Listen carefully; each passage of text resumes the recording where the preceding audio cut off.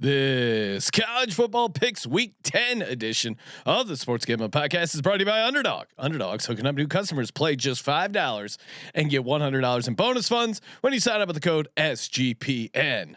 Hey everybody, Joe Theismann here. You're listening to SGPN. So do this, let it ride.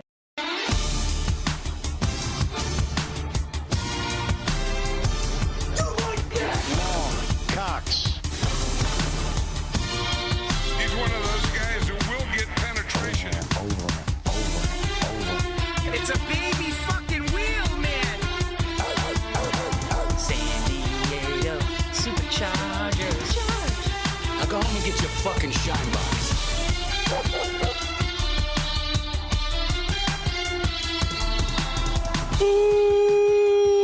Welcome everyone to the Sports Gambling Podcast. I'm Sean, stacking the money green with my partner in picks, Ryan, Real Money Kramer. What's happening, Kramer? Dog. Hello, Sean. What's happening? Excellent shirt. Thank you. Excellent Yes. shirt. Look at this, Saudi Arabia. Do the State. McAfee. Get up there. Yeah, here. Come on. You got this shirt, Saudi Arabia State, and we got this, and I got a kid kicking field goals, wrestling, kicking. He did get naked on game day to jump off a high dive. He is good at the promo though. Yeah, no, I like Elite McAfee. promo. It's just fun to do the impression. Joining us on the line. I just don't understand the standing up. Yeah, it's uncomfortable to stand for a show that long. Although CJ does it over on the College Football Experience. Joining us on the from the College Football Experience, Colby Dant, aka Pick Dundee. What's happening, Colby? Well, I appreciate how you're a very humble guy, Sean. Thank you. Because I got that shirt too. Shout out to you guys. You guys sent me a shirt. You did a great job with the logo. We had to give it to the masses. I almost need to bring up that chat transcript. Yes. But one of the things that I appreciate about you guys is you guys left SGPN out. Do you not want to be involved with the Saudis because they're coming for sports? They're already they're already balls deep. In sports, do we not have? Do we not have SGPN on it? I didn't see it on it. Did you? I mean, that was probably an oversight, but I kind of like that it's mysterious. This is supposed to pass. If you see SGPN on it, then hey, it's a joke, right? But now that you don't see SGPN on it, it's there would probably be a fun way to work it into the pattern. Yeah. On the head, the maybe headgear, yeah. in the tail of the headgear, there might be a spot for Jake to work it in. All right, maybe we do an updated version, but we'll do the it people who got them early got the classics. I kind of like that we don't have our. Not that I'm ashamed of it. I just think it's funny and it's a great conversation starter. It took me a long time to explain to my wife what Saudi Arabia State. Well, is. I don't think. Yeah, I think there is an element. And why do you guys think that's funny? I think many of the shirts that would cause many of the shirts that Colby would probably be able to push well on his show also don't necessarily need our branding for the thing to work. Yeah. Because I do like the idea of having something where we stare at it, and if you stare long enough, you see find the it. SGPN logo. Put some what are those pictures called? A magic guy office. Magic guy in the sheik's headdress. I always think of Mallrats, where the guy's just staring at it all day, can't see shit. I'll be honest. A couple of those times they got me. I couldn't break those I was down. gonna say I did think the people who couldn't see the magic guys were dumb. I don't know if there's any, no offense, Colby, but I said a couple times. Some of them I saw. Some of them I was like, I don't know. I don't see shit here. You could. Sometimes I did. Maybe a couple I had to fake it. Do you see the boat there? Yep, clear that's as the day. worst when you got to fake it because everyone else sees it and you just go, oh yeah, I see what you're talking about. When at some point I read something that the number one thing that correlated to was having the better your vision was, the more likely you were to not see it. Oh, really? It was a focus thing. Oh, so it was easy to unfocus if you had worse vision. Exactly. And I always found that the way that I would see a magic eye was cross my eyes. Yeah. No, there was a weird thing you could do with your. Well, because it's Kramer, do a close up on do an isolation shot. Yeah, you do that. Oh wow, Kramer's really crossing. Oh, They're gonna stay stuck. Kramer. One of my great, that's what my mom. But yeah, I mean, unrelated. That's what we should do. We'll work it in a very classy way. Well, look, it doesn't even have to be with the Saudi Arabia one. I mean, I'm for that, but I'm saying in general, we need more of those SGPN shirts, or maybe we just go straight for artwork on the wall where SGPN, you find it in it. You know, I like I like that. Let's just have a line of Magic Eye. Bring it back. I'm sure they went out of business. We can just SGPN Magic. We also need the Mac goes back to school calendar. Oh yeah, the Mac SGPN slap bracelets too. Let's go. And maybe Colby, do you think if we green light some Mac to school t-shirts, we can sell some of those? The one where we put Mac's head on Rodney Dangerfield. 100%. Those things are. I'm gonna green light that as we speak. He's got the apartment. He's actually fully moving in on December 1st. Wait, he's fully moving in. I mean, it's been empty, I think, since, but I think December 1st. Moneyline Macintosh will be back in Morgantown. Oh man, he's really living the dream. I'm jealous. Yeah, no. I think a lot of older married guys are like, damn, Mac's doing it right. I can't say that it'll be there 30 days of the month, but I know that like furniture is going in. You know what I mean? I think shit is going in there. He might get a hot tub. Remember that scene in Coming to America where like the guy's got like a fucking hot tub? I could totally see Mac being that with a cigar and a hot tub, just no couch, no nothing, just a fucking hot tub in there. When I look back on college, even the times that I went to Blacksburg as an adult, having like a real job in California, Josh Rosen, hot tub in his dorm. I just remember thinking like, oh my God, if you had real money, you could just like, you're a fucking, it's like being in a third world country. There's a good exchange rate in Morgantown. The dollar goes along. It's like Colombia. You must have got this idea from me. He must have got a guy. I remember going to dinner with like 10 people in Pareda, Colombia, right? And I'm like, I was with my wife's family. I was like, I was assuming we were going to split the bill, but when it came there and then they broke it down, I was like, it's only $280, like 10 people. It's like, no, I got this one. We're good. We're good. Big spender there, Mr. America, Colby Dant. Wow, that's man. The beats that we had last episode. I mean, Mississippi State on the money line. Those pieces of shit were up 17 at home. That round robin was so close. You saw the collapse coming a mile away. That was the most. These coaches, fuck you, SEC, with your we're above the rest. Hey, how many morons does it take? This kick returner for Texas is Stop punting to him. Stop punting to him. My phone blew up the second that happened from like 5 people I know that have played football their whole life. Yeah, this is not rocket science. This is the Red River shootout. They kicked to him. He is pretty much responsible for winning that game. Kentucky, the very next week. They kicked him. They only had 170 yards against Kentucky. Multiple kicks. He takes either back almost all the way or sets them up for a decent field. He's saving Arch's career because Texas is winning a couple of games. Well, that jackass punter from Mississippi State, he boomed the shit out of it. He's like bragging. Look at his reaction. He's like, dude, I blasted this thing. Your coverage is, you're giving this guy like a runway. It's terrible coaching. It should have been, hey, dude, just kick the ball out of bounds. They haven't done anything on us offensively. Yes. I mean, I guess they did a little bit, but I mean, it's like punting to Deshaun Jackson back in the day. You needed who's a Giants coach? I'm blanking, Kramer. What? John Fox? Coughlin. No, Coughlin. Okay. You're bringing up Matt Dodge. Yeah, Matt Dodge. How dare you? Get out of Dodge. That was a horrible one. ECU punter, by the way. I was great guy. Iowa State laying 2.5. That was a collapse. Well, both Arkansas was even up for a decent portion of the game and just blew it. No. Both sides of the holy water. You're up late throwing pick sixes. All that being said, even with all those crazy beats, we still my locks have been shit. Colby's locks 63%. Nice work, Colby. My locks have sucked. Hold on. But the worst one you just skipped over the worst one. UVA had no business. Oh, UNC money line too. Yes. Someone explain to me how can Belichick be this stupid? That play call on the 2-point. What? Why even go for 2? You have severely outgained them the entire. If you didn't watch that game, they fumbled the ball into the end zone again, right? In the first drive of the game, right? Then they throw a very unlucky interception at the 5-yard line where it like hits perfectly off their receiver's hands right to the defensive back. They had dominated that game statistically. Their offense had dominated this thing. Have you driven a Gio Lopez lately? Was he better quarterback in that game, right? He played well. You're at home. To me, like if you're on the road and your offense hasn't done much and you find yourself in overtime, I get going for 2. Yeah. You're at home. You have been the better team for 60 minutes. The score doesn't reflect it right now. You're in overtime.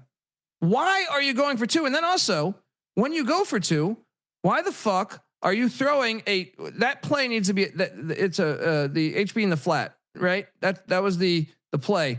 It needs to be bang bang. So you have a lefty quarterback throwing to the right side of the field. It's so dumb. It's that stuff, one was unbelievable. I don't even blame the running back because they're like you could have put the ball out. I'm like, no, it needs to be bang bang. It needs to be flipped to the other side of the field. Yeah, I never understand when play callers do that. It's like that's something you learn in Madden. It's like, oh yeah, no, this guy throws with that arm. We don't do this. They specifically tell you as a quarterback, don't throw across your body. Why would you draw a play call where the goal is to throw across your body? Look, makes no sense. I've defended Belichick a lot because I like a lot of people say like, you know, Brady, we got all those. And I'm like, well, the Giants teams weren't offensive juggernauts. They were actually kind of average. I don't even know what to say at this point. Like I like, but I would say why even go for 2 there? But I would say as bad as that was to screw that up to lose that, this UNC team is playing better. I mean, they should have won both weeks. I know it's still bad, but considering how bad it was to almost beat Cal, fumbling into the end zone. I mean, both games they were decent sized dogs. It's just a wild season. That being said, we were still 3-1 in the Westgate contest where we're sitting at 55%. So would you like to know where we're we not stand? out of a chance to make a run here. We just got to get a couple more hot weeks here. Kramer, where are we at? 130th out of what? About 1,100, 1,000, something like that. So we're in the top 15%, top 13%. As far as the points, the leader is at 44.5, has a 3-point lead on second place. Oh, wow. Who's at 41.5, who's got a point lead on third place, which is 40.5. And so we have 34.5. We somehow have five ties, which is unreal. What I mean, when you're doing these contests, do half numbers. But with there being 7 picks a week, I would say we're in pretty, like you said, it feels like we've been very close to just getting really hot. Some of these bad beats, and we were 5-2. In spite of that, we were 5-2 last week, and the 2 we lost. Well, I mean, one was. Let's see, the 5-2. Texas Tech was the loser. Like there was no chance, but that was the Auburn game. And going back to Auburn, when I bet on Auburn, that fucking gypsy kicker is stealing my money, can't make a field goal. Then when I'm betting against Auburn, next thing I know, he's fucking one of the Grammatica brothers, and he's drilling it right down the middle. Auburn got us the week before too. Yes, the refs in that game, and they fired that ref. Which I don't know if it makes me happy. Right. We're proven fucking right. Which makes you to me it kind of pisses me off more because then they go, oh, we fired the ref. Sean's right. That was bad ref. Why do you think they fired the ref? Because he did a bad job. Anyone that watched that game rigged. Do you think it was an intentional bad job? Maybe. You can't put it. You can't. I mean, that game was so badly reffed. It's one thing. It's one thing to watch a game where you have bad reffing, but it's on both sides. That was just so far towards Georgia's favor that it was just there was red flags everywhere for that game. It's like the It's like, you know, some like the Kings Lakers game in what 2002 in Game 6 or whatever, Game 7. Colby, the NBA would never involve any sort of gambling. So we're 4.5 points out of the money. We're 10 points out of first. That's not bad. No, like you were saying, we're in the considering mix. What we might. I truly believe, I didn't go through and look at all entries, but we might have the most pushes in the contest, which just feels like Detective and Mac have like an ongoing, you know, they're in the contest and where are they? They're a half point behind us, tied for 170. Rear view mirror. Place. Yeah. They have an ongoing thing about like we look for pushes. Like, how the fuck do you guys push this much? We have 5 pushes. I don't think anyone else in the there's one. Just kind of anecdotally. Well, how the fuck is Mississippi State a push? They were up 7 at home and it went to OT. Do you know what has to happen for you to push that? Have we actually got our ass kicked on any? Like it's been a while since we actually got our ass kicked. Right? No, we've had 2, 3, and 4 weeks. That's it.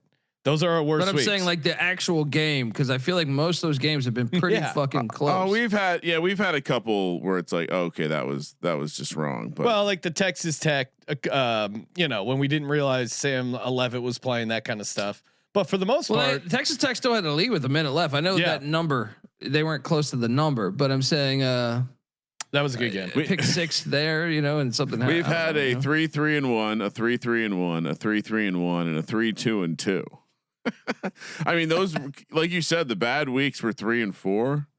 Yeah, we haven't had any like total disaster weeks. Well, that's usually how you get boned in these contests. I was about to say, great job addressing it on the show, because I feel like we're fucked now. Right? We don't ever have really bad weeks.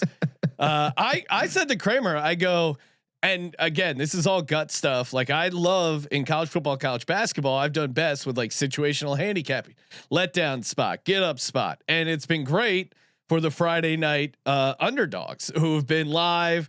And honestly, most of my money in college football has been made on cashing on these big Friday night money line dogs. We'll get to some in a second. Those have been awesome. But then for the most part, the rest of the games, I feel like the situation spots, you know, let down spot after the Holy War, let down after these rivalry games. It hasn't been quite as strong as previous years.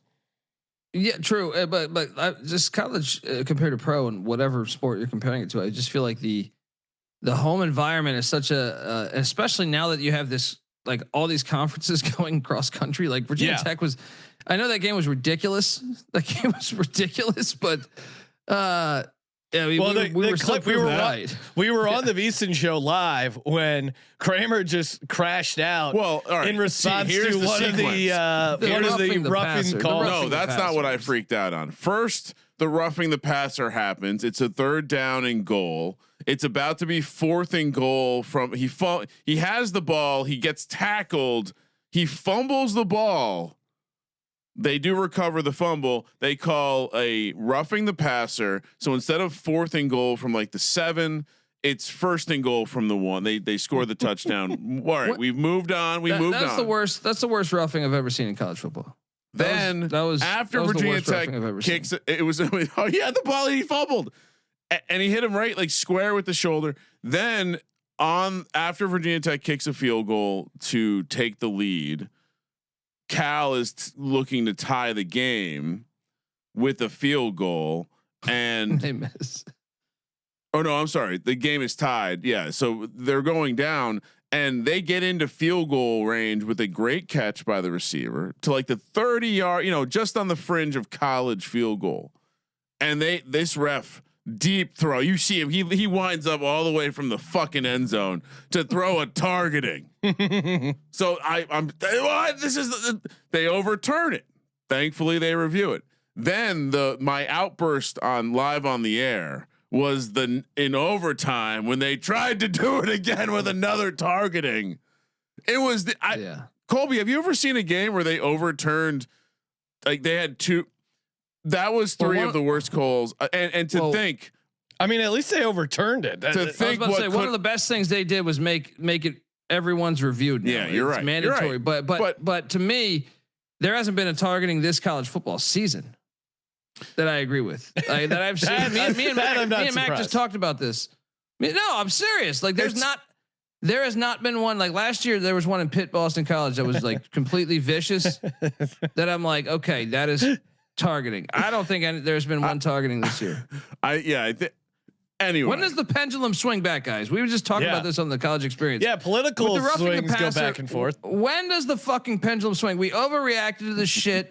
All right, we overreacted to all this nonsense. When are we going to correct this, guys? When, like, because this is not only pro, college, high school, ankle biter level, Pop Warner, whatever the fuck. Are you allowed to say Pop Warner? I don't know, but when does the pendulum swing back? When is just common sense play a fucking role here? I almost want to this is Colby's stump speech when he runs for office. Kramer, we're lucky Colby doesn't. He's not involved in politics because you can just see him running for office. When are we going to put some sanity back in the name? When is common sense going to become common? I'm Colby Dant.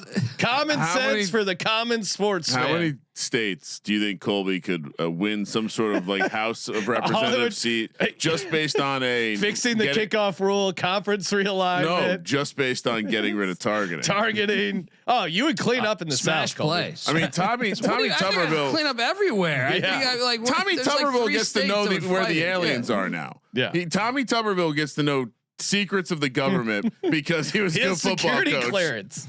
Yeah, because they were paying players. Kramer, I sent you the clip in Slack. Well, you know who's coming for that, right? Crashing out. Well, yeah, Feinbaum supposedly is making a run. No. Oh, Bruce who else? Pearl too. Bruce Pearl. Really? Oh yeah. He's gotten fired up. He's gotten political. I mean, why can't I download this? All right, Kramer's pulling that up. We're gonna get to some. Let me know when you got it, Kramer. In the meantime, shout out to mybookie.ag. Head over to mybookie.ag. Fire up the prop builder. Click an SGP again. MyBookie Plus. Get the rake back, aka the free play. So I mean, what's better than? And even if you're not betting a ton, you still get like $5-6 back. You can put together some crazy parlays in that in the SGP area, the same game. Did you set parlay. your calendar? I did. Okay. I did. I have a reminder because it'll say like, "Hey, rake back in 5 days." I think it's like once a week, but you got to get in. Or it goes away. Or it goes away. Again, use our promo code SGPN so they know we sent you. Score a 100% bet back bonus up to $500. T's and C's apply. Everyone's hating on Diego Pavia's Heisman campaign. Come on, he's a great story. And of course, mybookie.ag, easy deposit, even faster payout on that sweet cryptocurrency. Kramer in the office was just telling me, I requested a nice little payout for my bookie. The crypto came lightning fast. Kramer, what was it? Well, like? that's not what I said. What I said was I had a little competition. Oh, between them and another competing sports. See who could get. See where I got the Pepsi challenge. The crypto faster, and my bookie won. 100%. It wasn't even a photo finish. It was.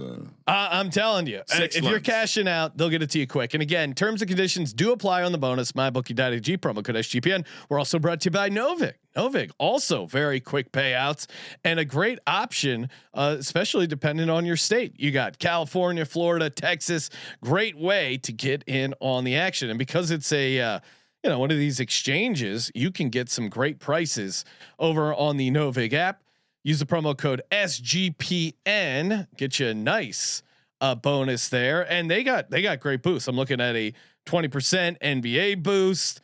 They got college football boost. I used didn't cash, but it was still fun to use it.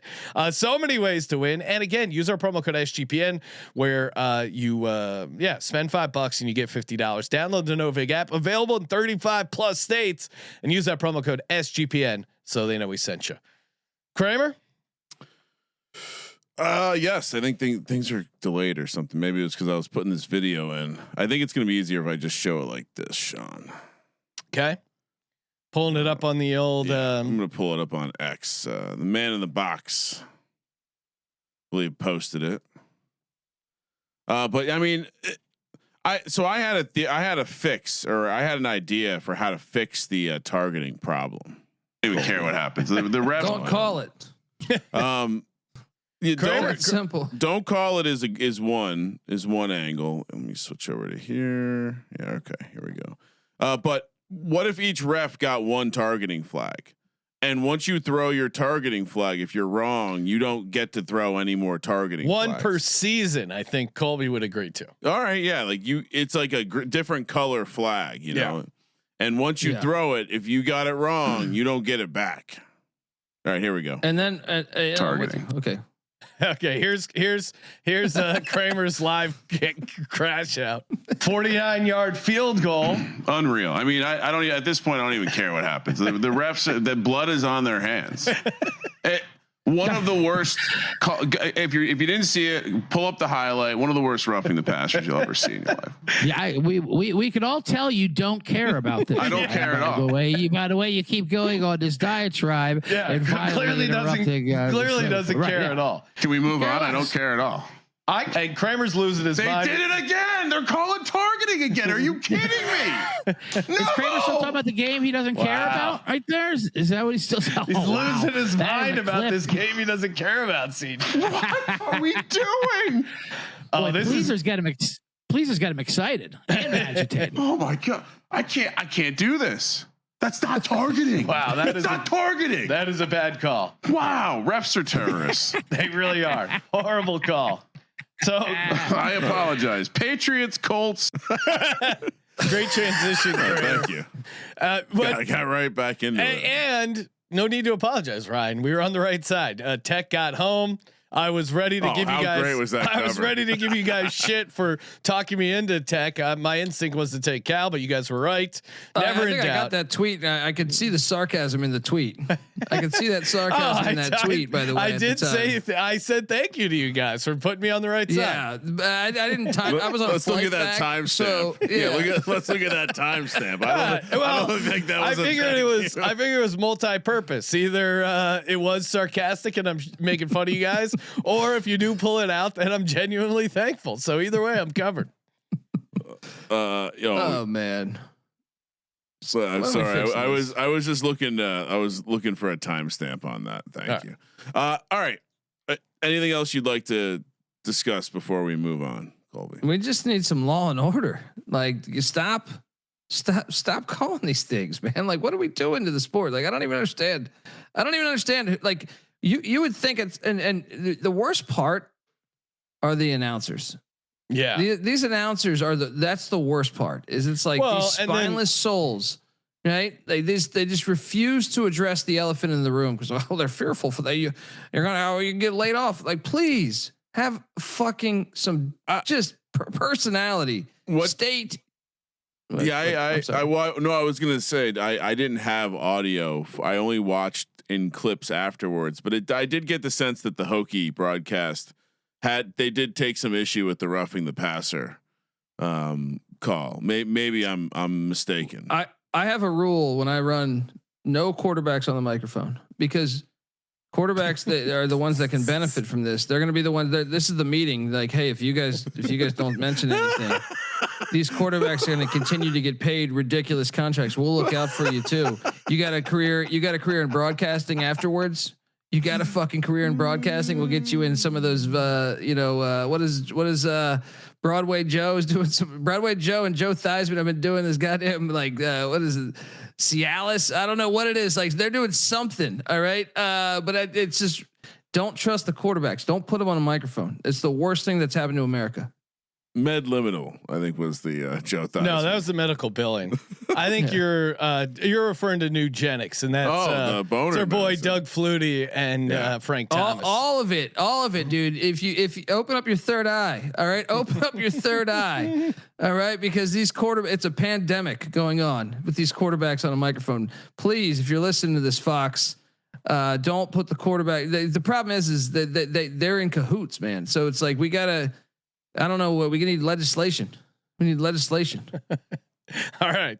Again, Colby's getting political. We need legislation. Kramer, let's talk some games. Too much. I think we gave Colby too much air there. Yeah, that was a little too much. Well, really? We need to equal. We need to get did you play quarterback in high school? Well, now the FCC, it's an equal time rule, Ryan. So now we're gonna have someone on that loves targeting, because we could lose our broadcast license. You have to present both sides. Who do you think's a good person? Who's the biggest proponent of targeting? I don't know. You'd have to go to Colby's quarterbacks right there. Name all of them right now. Yeah. Bob Costas and his pink eye. Mark Sanchez, maybe. Yeah, Bob Costas. Mark Sanchez. He might be is available busy. right now. No, I would want to have Mark Sanchez on the podcast.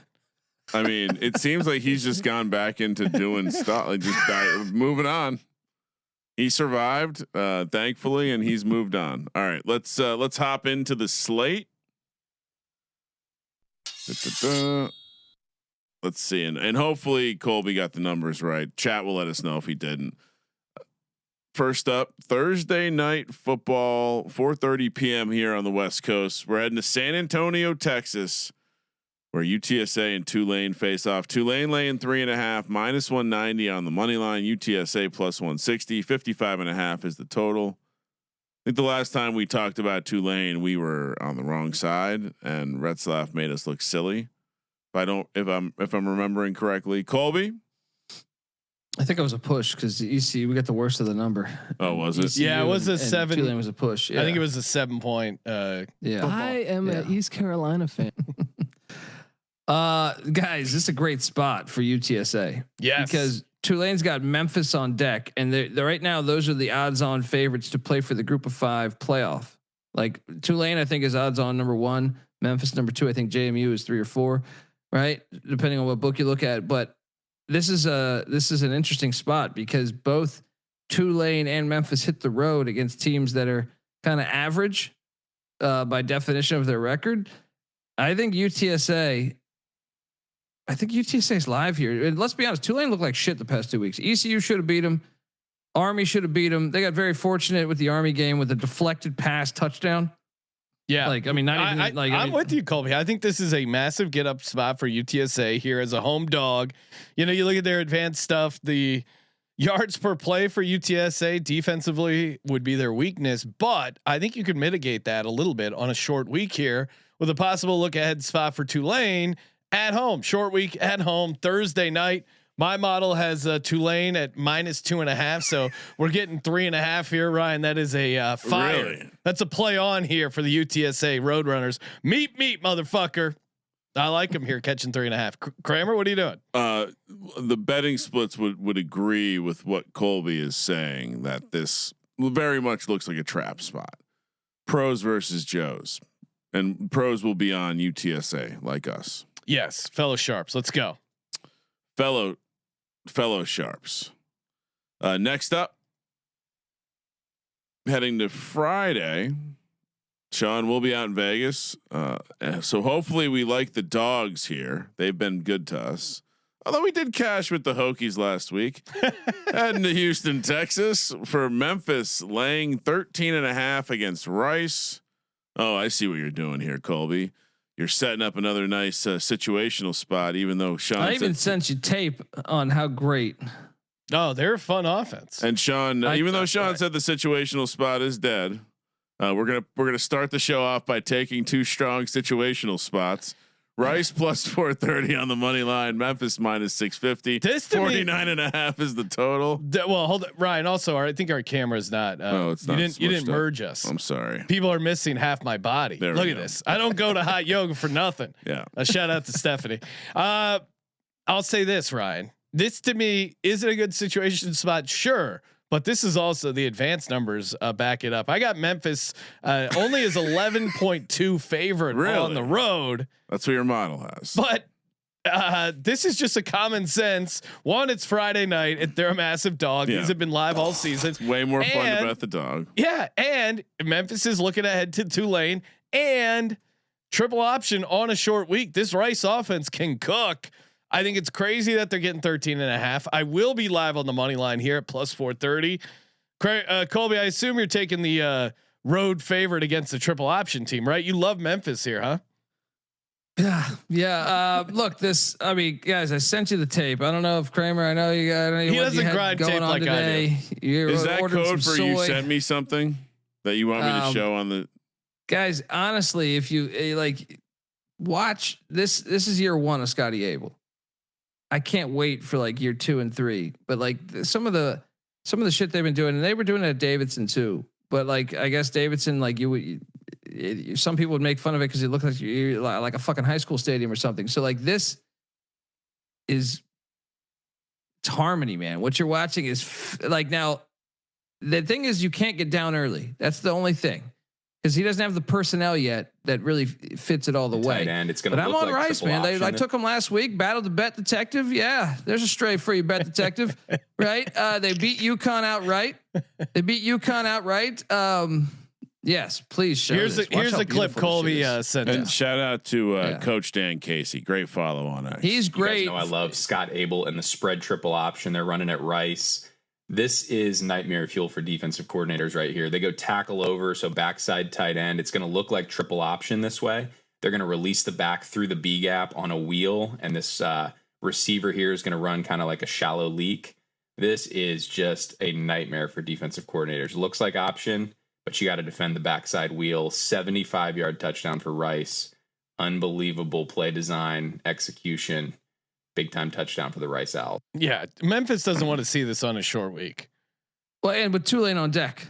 Yeah, I mean, it's just they're already thinking about, hey, if we beat if we get Tulane, this is gonna be a blast to watch. Memphis hasn't done well against Navy historically, right?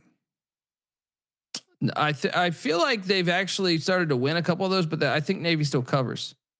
Well, last year Navy beat. Yeah, I just have memory of Memphis always struggling against the triple option anyway. So. And then in addition, I was not even considering the situational spot. So, although maybe the situational spots aren't dead. This has a similar bet split pattern as well. So I'm gonna go out on a limb and say Memphis and Tulane will both be the public side. Pros like us will be on UTSA and Rice. Let's get it. Do we maybe do a multi-day parlay there? What do you mean? I think you can just. That's getting cute. Yeah, I'm just gonna be on Rice money line. Although we do have another game on Friday, so yeah, and there are more games on Friday, I believe. 4:30 p.m. on the West Coast. We're heading to Syracuse, New York. Sean, where Bill Belichick brings the rodeo to town to take on Q's. What? Slide. There you go. I figured. I didn't know if you guys. I'm in charge of the slides. I don't know if you guys worked it out behind the scenes. No, I'm in charge of the slides.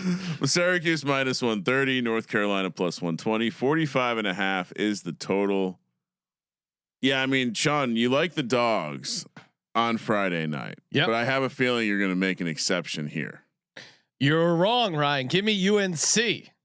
Yeah, I mean. You're wrong that I'm making an exception because I am on you UNC are taking the dog. Catching 2.5 points. Okay. I think the wrong team's favored. I think I got this as UNC minus 1.2. Oh, Jesus. I think UNC is playing better football right now. And I think as much as I've been a honk for Syracuse over the years, this is not it. This Fran Brown team, Fran Brown might be on the hot seat. This has been a bad season. Maybe I'm guessing they're not going to let him go, but still very disappointing season. And I think the number being this short is kind of telling you, Syracuse only favored 2.5 in the Carrier Dome at home against a UNC team that can't beat anyone. I think the line's telling you, give me UNC plus 2.5. Colby, what are you doing here? Yeah, another thing we got to factor in, guys, is even going back to that Memphis game. Rice is like a private school; they're all academic nerds. That's Halloween. All right, Memphis on Halloween, and I'm terrified of Chapel Bill. Moneyline Mac, to his credit, reminding me that it's Halloween. Chapel Bill might dress as a fisherman again or some shit, right? Later is Jordan going to be like a mermaid in the crowd? That's what I'm saying. And look, they were up there both from the Northeast for a lot of their lives, so it's like they probably know someone out there at Syracuse. They're probably got a party going. But I'm with you. Look, Carolina. It did suck having a money line ticket last week, but we still covered the number, and they do look better. And Syracuse, Stephen Jelly's out for the year. Ricky Collins has been fucking terrible quarterback for them. Give me Carolina. I don't love it, but give me Carolina. You guys are fools. The advanced numbers have been pretty good to UNC's defense. That's as well. Fine. Sometimes teams just don't know how to get it done. This is a weird road trip. To your point, there'll be distractions. They're not far from Maine, where Jordan won her beauty pageants. Belichick's got to make a couple stops. You're insane. I'm just we did it once. We came in, we hit real quick with UNC, and we got out. That's it. Syracuse lay the points. Doesn't fit the Friday dog narrative. No. And it's not on our card, but there is an additional Friday game of Sam Houston State in Louisiana. There's an FCS game on ESPN. I'm talking about. Actually, hold on. While you're out in Vegas, bet on Northern Arizona.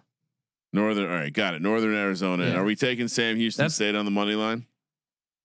I like Sam Houston State first half money line. I like Sam Houston with the points, but I think the best play for the weekday games, I like Northern Arizona. They got Chad Pennington's son as the quarterback there, and Idaho's been just all over the place ever since Jason Eck left. I think that line might move crazy because the FCS lines do, but right now, jump in on Northern Arizona. All right, I love what people get excited for the FCS picks.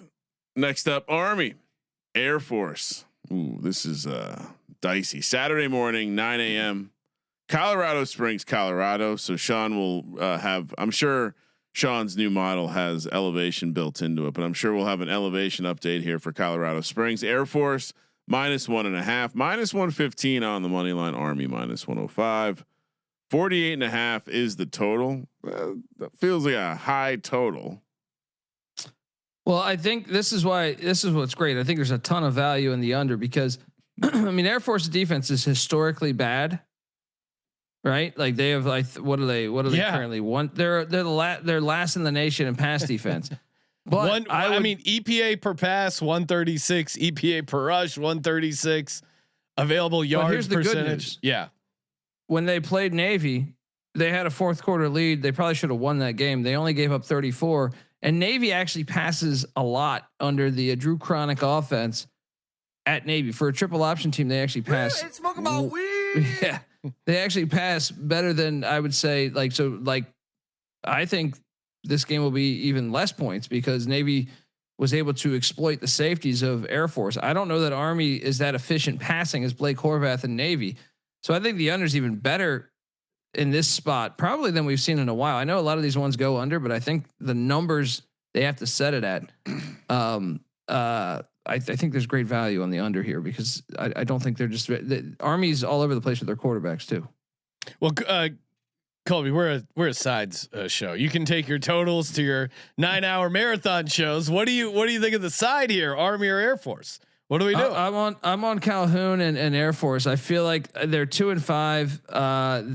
They've been better than their record. Like the UNLV game was UNLV was undefeated at that time, and they should have beat them.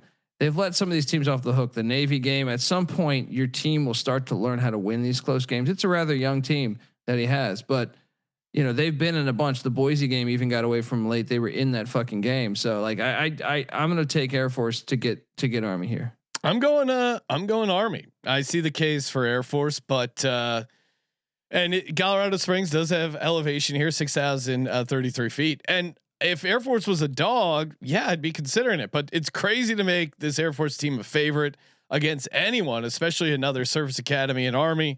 I got Army. I think Army should be favored by at least 3-4 points here. So I think this is as much as it's a get up spot for Air Force, it's certainly a get up spot for Army as well. I don't think Army should be a dog here. Give me Army plus 1.5 here. Kramer, what are you doing? Air Force has scored 3 points in the last 2 games, so 6 points. Is that total. Good or bad? I think this is going to be a get right spot. Elevation matters. Sean, you're getting cute here. You're an Air Force guy too. I'm shocked to hear this pick. Definitely will not let your dad know. Okay. Yeah, I'm on Air Force. You're getting cute here. I'm with Colby. Spread's telling us also. Navy heads to North Texas, or heads to Denton, Texas, to take on North Texas. 9 a.m. kick here on the West Coast. -6.5 for the Mean Green. -230 on the money line. 2-1 for Navy. 65.5 is the total. Another astronomical total for a armed forces football team. Colby, why is this one on the card? There's plenty of games this weekend. I mean, Navy's undefeated, so they have a great shot at making the college football playoffs. Oh, so currently. TMZ. That would be great. Yeah. That would piss a lot of people North off. Texas is also still very much in the mix, especially with South Florida losing. There's a high chance that the winner of the AAC is your Group of 5 candidate, unless JMU runs the table. Which do is you possible. agree with Danny Cannell that the Group of 5 should not have an automatic team in the playoff? No, that's just some bullshit. You know what I mean? That I mean, come on. He really likes to play both sides of the coin. He plays the SEC hater, and then he just flips around and tries to squash. I think he said. I think his tweet was like certain years. I'm like, no, shut the fuck up. Like they're all playing bye games, so it's like they're probably better. They're especially nowadays where, to me, you've seen all these teams retract their games away. Like NC State was supposed to play at App State. You know, certain schools were supposed to play at these Group of 5s. They've all retracted these games because they realize, the value of making the 12-team playoff. So now you're having more of the Group of 5 go on the road than ever before. So I think it will. Okay, you lose at these places, but as long as you can get to the playoffs, they deserve that right. Especially with 136 fucking teams, he's a moron. And look, I like him. I like him overall, but like that was a dumb tweet. Yeah. Well, he likes the engagement farm a little bit. I like Navy here. I think 6.5 is too much. I think they're undefeated. I get it. They're undefeated. They're a 6.5 point home dog. Maybe the line is telling you, but I guess I'd be surprised if you go into this game and North Texas just works them. I think this is a good Navy team. We were on Navy early in the conference previews, and what has changed since then? I don't know, right? Not much in my mind. So I think Navy's still a very competent team. You're giving them 6.5 points. I think that's way too high. And I just keep thinking of that South Florida team, the way they just rocked North Texas at home. My God, that was a crazy ass game. Like that. Yeah. Maybe that was the outlier, but I think 6.5 is too high. I'm taking Navy. Colby, what are you doing? Yeah, I'm on Navy too. Like they almost, North Texas almost lost to Army, and Navy's much better defensively, and also like their offense is very entertaining to watch. Like the OC that we referenced before, Drew Cronick, they pass the ball way more than out of that formation. It's highly entertaining, and I think it's very hard to prep for, because even though you played Army, they're in a way their offenses aren't similar right now. Like Navy, there's way more creative passing out of it. So I think they're more susceptible with that, and they're also more accurate at passing and just better. They're overall better team right now, offensively and defensively. So I'll take the points. We all like the over for Navy this year on the preview show. Sean had Navy college football playoff. Let's go, baby.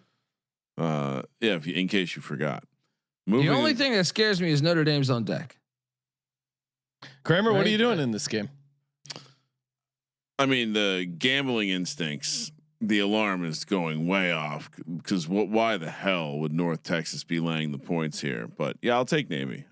It seems nonsensical, and I think the idea of Navy, one of these major conference teams having to play Navy in the playoff. No, it's great. Just to hear the bitching. Yeah, but like they'll have to do it in a respectful way. All right. Next up, we're still in the 9 a.m. window. Vanderbilt, Texas laying 2.5 here. We got it. Miami, Florida, SMU run. Oh, I'm skipping a game. Yep. Yeah, Miami. Mess this up? No. I screwed that up. Oh, Miami heading to Dallas, Texas to take on SMU. There's got to be an Illuminati angle here with Miami coming to town. Laying 12. Michael Irvin ain't in no Illuminati, right? My God, Michael Irvin. Since he stopped doing the TV work, he's had a more lot time for his passion, cocaine.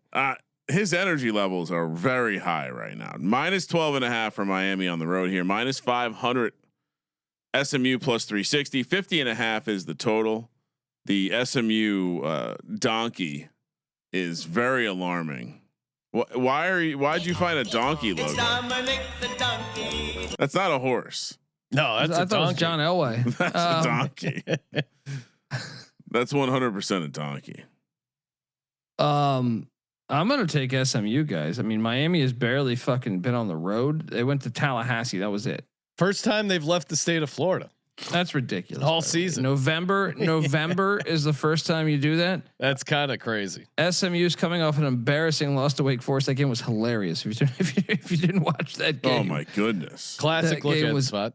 hilarious. So I look, Rhett Lashley. I mean, I guess he was under Manny Diaz, but he's previously at Miami. But I look, Miami, as much as their run game. If you watch the Stanford game, I know they opened it up late. I don't think the run game was very impressive, and it wasn't impressive against Louisville. You're going on the road, and I think Louisville kind of exposed a little bit of the passing advantages you can find. The defense, Miami's defense, is vastly improved from a year ago, but I still think they're susceptible. And Jennings being a mobile quarterback, I think can really make them uncomfortable. So give me SMU in the points, especially after that embarrassing game there in Winston-Salem. Yeah, no, I'm with you. SMU's going to get up for this game. They're live on the money line. Yeah, I think so too. And you watch Carson Beck in a tight game. Yeah. Yeah. What? I mean, having that Louisville ticket, I guess technically it was a little bit of a sweat, but you felt pretty confident something bad was going to happen. And that was home. And that was at home. And now you got to go on the road against a motivated SMU team. SMU getting 12.5. That's way too feels very. I mean, I did really enjoy Carson Beck completely shitting the bed against Louisville. I mean, he just seems like such an idiot, and he's not a great quarterback either. No. None of these guys. Which guy is going to be a good NFL quarterback? Pavia. That would be excellent. Pavia is going to be the greatest punt protector of all time. He's going to have one trick play a year, and then he's just going to be running down. Where in the NFL? Yeah. Oh, he's not playing in the NFL. Punt protector. He's not playing in the NFL. He has a spot on my roster. No, he's a great UFL quarterback. That's what I see. No, he's playing CFL, special teams. CFL too. Even in the NFL, I mean, he might be able to find a gadget position. Come on, he can't figure out how to something. Yeah. He can't figure out how to be a long snapper. Or I'm telling you, out. Punt protector is his wheelhouse. He's like a small person version of Baker Mayfield. How tall is Pavia? He's a short. What do you think they? What do you think they list him at Vanderbilt? I'm guessing 5'10". Yeah, I was gonna say being generous 5'10". He's probably 5'8". Yeah, they list him. He's 6 foot 207 pounds. No way. I mean, he's built like a bowling ball. He might be 207. That was in his NIL. That was in his NIL. Bump up my height. He's no 6 feet. Upcoming this is season. That's not accurate at all. Speaking of Diego Pavia, we're talking Vanderbilt, Texas. They're in Austin, 9 a.m. On the West Coast. Be careful, Matthew McConaughey, or you might end up having to sleep with Pavia's mom. Texas -2.5, -145 on the money line. Vanderbilt +125, 45.5 is the total. I mean, the reason that you don't take Vanderbilt in this spot is because it feels like a trap. Well, and maybe Arch Manning doesn't play, and that could be the ultimate get up spot here for Texas. Arch is in the concussion protocol. Oh, which in college, who knows what that means? Well, he also they don't have rules. It's funny because he's in the concussion. He's in the concussion protocol, and then there's a video of him circulating. I don't know. I assume it was recently of him getting pulled over.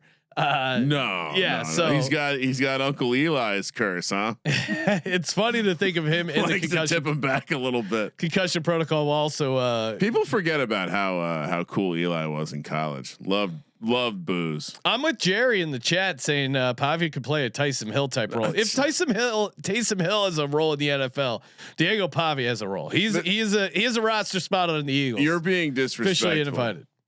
Taysom Hill is 6'2", 220, like real. Oh, listen, 6'2", 220. No, like for now measure their heart, Ryan. You can't do it. Taysom Hill has more heart than Pavia. Colby, is there any reason we're not taking Vanderbilt here? Is there anything we're missing? Again, maybe Arch doesn't play and that somehow gives them a boost. I still don't know. And now maybe Vanderbilt punts to the punt returner. They take it to the house again. That kid's awesome. No, but I actually think Clark Lee and them have their shit together. Like, they really have their shit together. So yeah, good special team. Last year was a 3-point game. And that's when Texas had Quinn Ewers and can actually throw the forward pass, and also had a great also had a great offensive line. right? They had. I mean, how many of those guys went to the NFL? This year, your offensive line's dog shit. Vanderbilt's much better, and I mean, he's pissing on everybody. Why not McConaughey, right? And how about this? All right. I'm getting pissed on. You remember he gets pissed on in Two for the Money. After that bad weekend, the fellow from the Caribbean comes up and pisses all over him. He's like, "Remember Colby? No, I left the movie theater in the middle of that."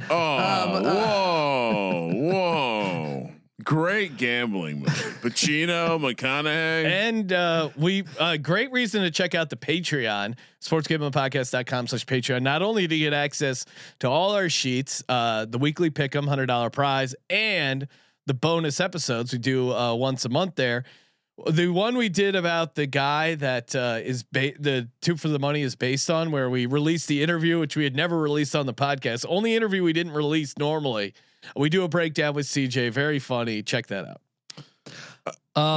There might have been an interview with a coach that we lost. Maybe a hard drive got corrupt or something. Was that Dick Vermeil? It was Dick. I still have a voicemail. Didn't I send you guys the voicemail?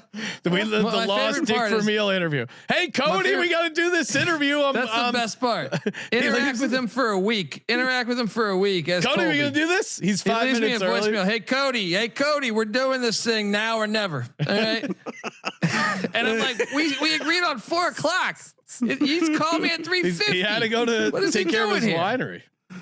Yeah, he's busy. He's got a lot going on. No, but look, Vanderbilt, they should have won last year. They didn't. They still lead the all-time series 8-4. All right. So Texas, make it 9-4. Your little bitch ass team's been lucky every single week. They're not going to punt.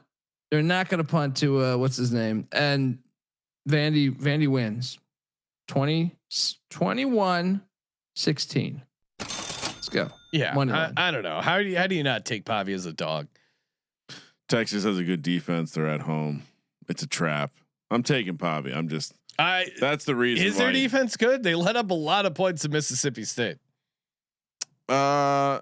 I mean, I would say the alarming thing is their offensive line's trash. Texas is currently 90th in rushing offense at Texas. And let me tell you, they got the SEC cooked the books for them a little bit. You know, you played Kentucky, Mississippi State, and then don't forget Sam Houston State's winless, and UTEP has 1 win, and San Jose State has 2 wins. To be 90th in rushing with that schedule, they're terrible on offense. There's a reason why Sark was flirting with the NFL. Yeah, that I wanted to bring that up because I also that makes me want to fade them the rest of the season. He put it out like it's classic. His agent let the NFL know that he would be entertaining the NFL, and then of course it came through the beat or the NFL reporter said someone leaked that to her, that she covers an NFL team that leaked it to her. And then he gets on his Steve Sarkisian on his moral fucking high ground. The guy that's missed practice because he was drunk as shit, and then sued the university for firing him for being drunk as shit. Yeah, it's a medical disease. So it was your credit card that gave me those martinis. Fuck you. You're in the wrong. Which I kind of like actually. Yeah, but it's a bold play. But no, I mean, look, her information was probably credible, and then I just love the fact he gets trying to mess my team. Someone releasing this stuff. There's a reason why. Is because I never thought he was that good of a coach from the start. One of the most annoying things every Saturday was hearing, he's the best play caller in the sport. Like A, there's a metric for that, and B, also just because he was with Saban, the guy wasn't great with the Atlanta Falcons. He's been at 3 schools that have won national championships in my lifetime, and he hasn't sniffed the national championship. He's an overrated coach, man, and he's got a terrible red zone offense everywhere he's been. He's an overrated coach. Vandy moneyline. Let's go. And bottom line bombs, aka CJ Sullivan, remind us Brandon Lang. That's who the unreleased interview. Very fun. Very good interview of the Two for the Money guy. We're all on Vandy plus 2.5, as you'd imagine. Yeah. I love the idea of like, so first of all, like Sarkisian would fail miserably in the NFL. Secondly, I love the idea. Like a poor man's Cliff Kingsbury. I love the idea of him trying to fight Diana Rossini. Great Italian American. All right. 10 a.m. now. Interesting time slot here on the West Coast. Arizona State heads to Ames, Iowa. Weird road trip where Iowa State laying 7.5, minus 260 on the money line a week after screwing us. Arizona State, meanwhile, plus 215 after dropping a game against Houston. Somehow my Houston futures are still available, and I think they even control their own destiny or something crazy like that. Arizona State 48.5 total. Colby. I think there was news that Sam Levitt's not playing. What a bum. This was supposed to be his season. That means it'll be Jeff Sims, which means we should load up on Iowa State if that's the case. Well, that's why the number is 7.5. Yeah. So lay it. I mean, Iowa State, honestly, that game couldn't have gone like, I know we kind of hit on this already. It was a bad beat against BYU, but the way it went down, like the muff punt, the blocker basically getting pushed into the ball. Yeah. On the punt was such a catastrophic play in that game. And then the next drive was a pick six on a play that the receiver was actually open. If it would have been a half second earlier, I think they right their wrongs here. Iowa State lay it. Yeah, no, it's a bounce back spot. They're at home, and to your point, the number I think is telling you to take Iowa State here. This should, if Leva was playing, you could. I mean, I would love a 7.5, but clearly the team rallies around him. He's a huge difference at the quarterback position. I mean, this would be like 5.5 or 5. I think. Another thing, guys, is it's a rematch of the Big 12 championship last year when Arizona State beat him by like 30. So yeah, revenge game at home. Smash it for Iowa Has State. Jeff Sims applied for an extension? Maybe get another year. He's a fun guy to fade. Well, yeah. I mean, sue the NCAA. They're sure he'll get another 5 years. Right now is the time to sue the NCAA. So yeah, does the NCAA win a case? They're just like very rarely. Just shows you how bad they are at doing business. They're constantly losing.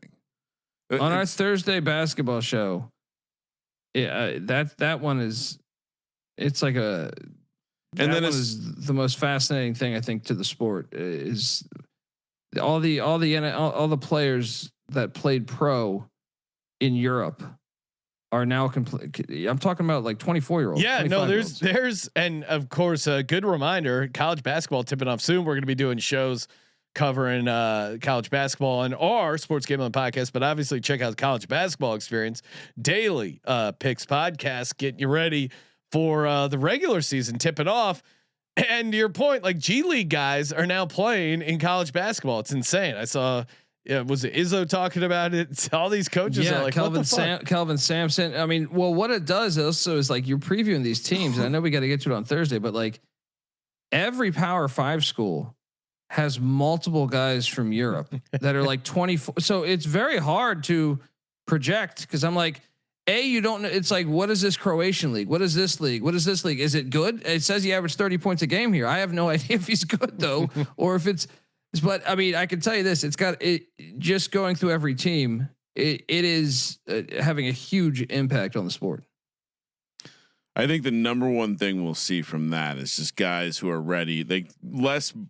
I'm a little worried about the potential impact of the first half unders, but like the idea that someone's going to buckle under the pressure. You get these old guys, they played in these fucking war torn countries where there's like, there's you think I'm scared around. to miss a free throw? They're smoking cigarettes and there's cages around the court. I was firing mortars in the front line of Ukraine. You think I give a fuck about your first half unders? I hit this bucket. I stay in this country. I am not missing this shit. I just love the idea of these like. You think it's hard to line up a free throw? Try laying up a mortar fire when you're knee deep in your buddy's bodies piling around you. You think I'm scared about going into Loyola? I just love the idea of these men hanging out with these like soft ass like young athletes who are like, this situation isn't right for me. I carried an RPG. You're worried about cold soup. You're worried about suicides? I'll tell you about suicide where a man he can't fight for the country anymore. He's hearing mortar sounds in his brain. That's a suicide.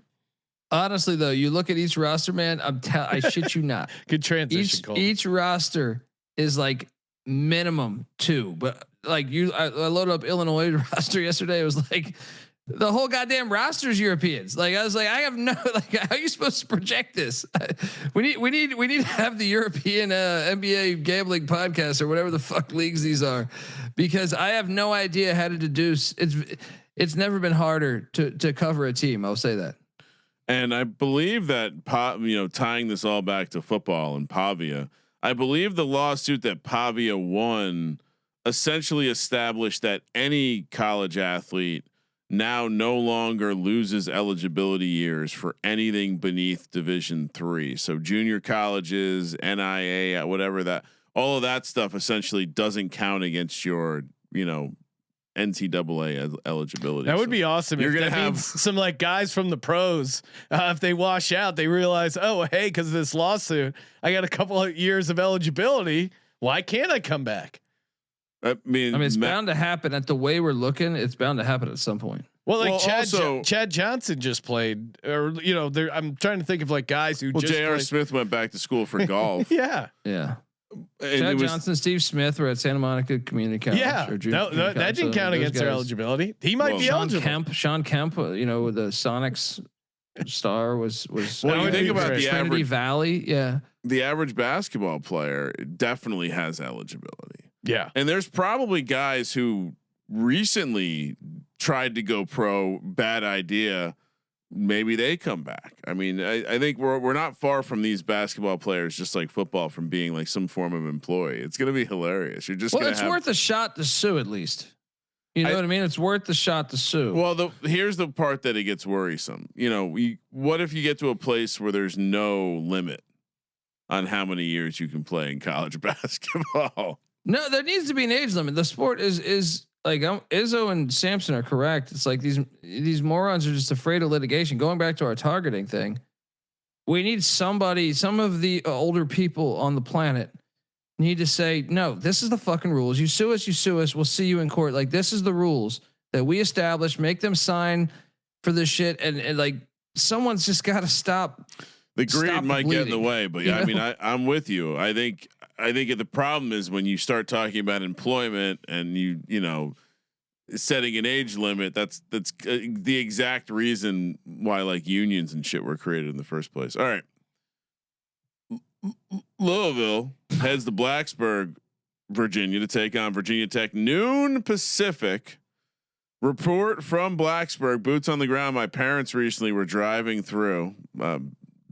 They'll take a trip. Yeah, well, listen to the shit that my parents will still do. My parents love driving around, but they'll also take a car train. So they'll drive their car onto a train, ride that from like Florida up to Virginia. Yeah, my dad always. We did a lot of train travel as a kid. It was normal for me to go to a place and then overnight train to another place. Anyway. They were in Blacksburg. Said it doesn't look anything like it did 25 years ago when I was there. Well, I just went back to ECU for a long time, and I will say, maybe all these TV contracts are adding up to something. I'm assuming they're saying it's. I am at East Carolina. It's not as small as it used to be. No, I can tell you that. Like the downtown where we used to get shit hammered is like that whole area is. I mean, it's still there, but it's not there. You know what I mean? Like it's not where people go anymore. Things were better back when we were younger. Obviously, Virginia Tech 10.5 point home dogs plus 320 on the money line, minus 425 for Louisville. 53.5 is the total. You're gonna explain to me why now is the time you're gonna lay the points with Louisville on the road here. Did you see the emotion coming from who are they hiring, Colby? Give me the incel. Is it going to be Shane? James Franklin.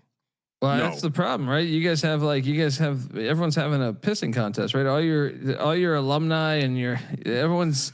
What did I say everyone's measuring their dicks right now in front of there, and I'm surprised you're not out there with them. When they brought out like, okay, we're gonna have this. So it's the athletic director, who everyone hates, is not going to get fired, but he's not going to be involved in the hiring of the next coach or GM. And we're going to use a committee of 8 people that include only in college sports do they have just committees of people. They never built a monument to a committee. You need one person making the decision. It's a cool committee. I mean, I would like to go to one of their meetings. Bruce Arians and Bud Foster are members of this committee. Why not you, Ryan? I guess the fan committee. I guess they should have a representative. We should have honestly, a group of like, fans. Just if they're expecting fans and alumni to pay for this stuff, why would they not? Why shouldn't they have a vote? I'm sure they do. They have a couple of the rich donors are on there, like someone who has a college named after them. But yeah, I mean, I was asked recently who would I want. Let's just keep it simple. Shane Beamer, bring him home. Really? Sort everything out. Yeah, I'm fine with that. He's recruited fine over at South Carolina. You'd rather have him than James Franklin? I don't think James Franklin's available. What about Brian Kelly and his family? Definitely not. Where does he get hired? What's the appeal? I mean, the guy wins games. I mean, they can still make the playoffs this year. Yeah, he seems like such a fucking how did he get though. fired? Well, yeah, he's a college football coach. But no, he seems like on a different level. You just don't hear nice things about him. I'm just saying, he rarely has like a 7-win season. Yeah, I'm out. I think the intelligence that it took for him to leave Notre Dame. Coach O. Oh, that would be excellent. No one's talking about Coach O. Gruden would be cool. Coach. I mean, Coach O coaching the defense. Now I understand why you're not invited to their committee. I mean, I told you the South Florida guy. I think would be a very good hire. As far as like plucking someone from a lower level. Other than that, Beamer, do you really want to follow your father's shoes? I would not want to. It's the time to do it if you're going to do it. Like things have gotten to a place where he becomes a savior. They just went through a decade. But is he a good football coach? No. I think it's probably generally hard to judge someone. I mean, maybe I'm wrong, but he's at one of those programs in the SEC that it's probably harder to judge because you're most likely not going to be successful. Yeah, I mean, I don't know. I think there's better options out there personally. But so give me the name. Jeff Fisher. I mean, that's what someone in the chat said. I like that. He's busy. Commissioner of the arena. You guaranteed 8 wins. That would be an awesome. His son is the defensive coordinator for Bowling Green. He's been pretty good. Yeah. What are we doing for this game? Virginia Tech. What do you? Oh, look at this. Sean's getting bored with the conversation. I mean, 20 minutes of Virginia Tech coaching carousel. Colby brought it up. Next slide, Sullivan. I'm moving on. Are we taking them back to this logo with this small cock? It looks like a scrotum with a Virginia Tech sweater on it. I mean that chicken's head is clearly a nutsack. I mean, Colby. I mean, you give me shit for the goatsy stuff, and now you're seeing balls on the screen. You don't need to put so much veins on my rooster's head. I mean, yeah, I guess you're just one of my favorite. You remember when Beamer had that surgery? Frank Beamer. Yeah. Well, he had a skin graft. One of my favorite moments was me and Patty C. We were at a Halloween where someone at Virginia Tech just put a slab. They grabbed like a T-bone steak and just put a rubber band to it and walked around campus as Frank Beamer with a T-bone steak. What year was that, Colby? What year was this? Would that have been like 2001? Yeah, somewhere in that range. Yeah. That's is that funny. you? Is that what you're saying? I do. Kramer went as Michael Vick full blackface. Was not. No, it was me. Me and Mike were cool. No blackface. I would say in general that's Blacksburg probably wasn't a good town to do some blackfacing in. You could drive a little bit and be places you maybe get away with. Are you taking Virginia Tech here? I am, because look, they're not ranked. Brown gets up for those big games. They haven't played in Blacksburg. Brown was never. So I think it's the crowd, to their credit. They showed up for that Cal game. They'll show up for Louisville. I think Philip Montgomery is a good football coach. If anything, I think you could argue he's a better coach than Shane Beamer. And all right, yeah, why not get more than a touchdown? Let's go. Yeah, I think I got this game at 7.5. You're getting 3 points of value. Virginia Tech here as a home dog. Maybe a little bit of mojo. They're in a weird state here, but I don't trust Louisville to cover this big of a number against VT in this situation. I think it's way too high. Kramer, what are you doing? Virginia Tech, I assume. The vibes from the players about Philip Montgomery tell you everything you need to know about Coach Pry. I get the sense that Coach Pry was just an unapproachable guy. Like the players didn't actually have. I'm a tough guy. Though. Well, it seems like they really like Philip Montgomery and his changes. And yeah, take the points. Maybe we'll play this on the money line. We'll do another round robin. Colby, what college did Philip Montgomery play quarterback at? Whew. Which, by the way, he played quarterback and free safety.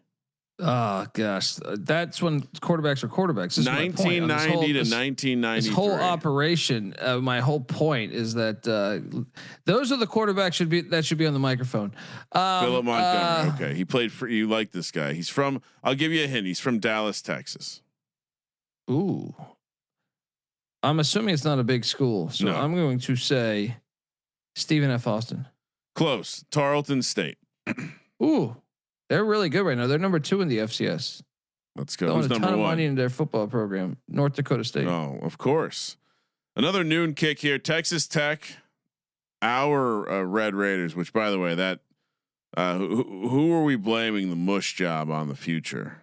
Have we had that conversation yet? They're on the road in Manhattan. They still got a shot. Yeah, of course. Kansas to take on Kansas State. Kansas State plus 7.5 at home, plus 230 on the money line. Texas Tech laying 280, 52.5 is the total. This feels like another sneaky spot. Colby, another home dog. Or are we back on Texas Tech? Well, and one of the reasons why, I mean, this is still like Kansas State is very live in this conference. When you consider BYU and Cincinnati in the schedule, first off, they play each other, right? So BYU and Cincinnati are at first place, undefeated. They both play, or BYU and Cincinnati play each other. BYU has to play in Lubbock next week. Cincinnati's at Utah. We'll talk about them in a little bit.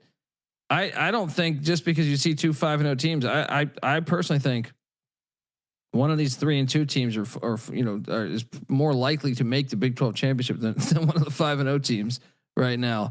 But I'll tell you this. So Texas Tech has the rotating quarterback here, Will Hammond, who came in that Utah game that balled out. He's out for the season now. He tore what was his ACL maybe I think last week.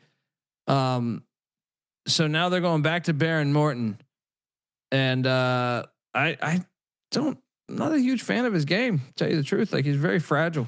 And knowing you don't have Hammond to back you up, I know Texas Tech's nice on line of scrimmage, but I think K-State. This was one of like the storylines by Cody Campbell and Texas Tech spending so much. The other team that spent a lot was Kansas State, but no one talked about it because Texas Tech spent so much. Yeah. Give me K-State. I think they've found something here. I think they're live on the money line. Torn ACL. Yeah, I don't feel great backing Morton here as this big of a road favorite, but I am. Give me Texas Tech laying the 7.5. My model has this at 8.7. I think, and you factor in. I know I'm no longer retired as a situational handicapper, but if I was still a situational handicapper, I would point out that Kansas State putting it on Kansas last week. Letdown spot. A little bit of a letdown spot, and the Texas Tech trenches I think is enough to carry this number, telling you everything you need to know. Lay it with Texas Tech. That felt good, Ryan. What are you doing? Yeah, no, I think. Well, one, I want to be optimistic about the future, so I don't really want to be betting against them. I like the letdown spot after the Kansas game. Yeah, I'll lay it with Texas Tech as well. This is not going to be a lock this week. I'm with Colby, and I watched a press conference with the quarterback, and not that he needs to look confident talking into a mic, but I almost get the sense that he's also injured. So, yeah, I don't know. He was in jeans when Morton went down, or when the other kid Hammond went down. Morton was in jeans, and then he switched to the uniform. Mid game, he went in there, put on the uniform. Yeah, that would be my only concern. It's almost a small sense that he is also injured. Do we know anything about the next quarterback? Yeah, it's Mitch Griffiths, who did start a couple games for Dave Clawson at Wake Forest. Okay. But yeah, I mean, Baron Morton was born injured. Yeah. Came out as probable. I can't honestly, this is what we've turned the quarterback position into. This dude is injured every fucking snap. You of like his life. that though? That's what you like, because you like seeing quarterbacks get injured though, Colby. I would prefer him play safety. Let's see how that goes. Georgia, Florida, Jacksonville, Florida, 12:30 p.m. on the West Coast. What do they call this thing? The largest cocktail party. They do. Georgia laying 7.5, minus 290 on the money line. Florida plus 240, 50.5 is the total. Did you know Jacksonville is the largest city in the United States by land size? I did know that. Yeah. It's one of my go-to nuggets. Yep. Been doing the show for a while. Yep. I know a good Kramer nugget when I hear it. Colby, what is the cocktail of choice for the world's largest cocktail party? Yeah, do they have a specialty drink we should know about? I would probably like jungle juice. This is debauchery. You guys should go to this at some point in your life. Yeah, at some point in your life. Even though I just learned today that next year they're doing it at stupid. So it's been its whole existence, with the exception of. So they used to play at the legendary old Gator Bowl forever. The Gator Bowl was destroyed, in the Jacksonville Jaguars were being an expansion team. So for 2 years, they played it on campus in 94, 95, I think it was. Next year, it's going to that filthy Mercedes-Benz Stadium, which is just ridiculous. Ridiculous. In Atlanta? Absolutely. Yeah. They're ruining the cocktail party. This is always that's at the state line, essentially. Yeah, Jacksonville's like an in-between spot. Yeah, that's what's fun about it. Why are they ruining this for us? It's horrible. It's horrible. But look, this is interesting because Florida fired Napier after a win, mainly because it was a bye week. So you could get 2 weeks and hoping you get that 1 game bump with their interim, Billy Gonzalez, who I'm actually kind of buying into a little bit here because he was a part of Urban Meyer's staff really throughout his whole existence. But the Florida teams that were just grimy as fuck, with they had a bunch of murders covered up. He was a part of that team, and I kind of like that. In the 1 game bump of not knowing what they're for football, this works. Yeah, no, this is their Super Bowl. You're getting the new head coach bump. Clearly this Georgia defense is not the Kirby Smart defense of old.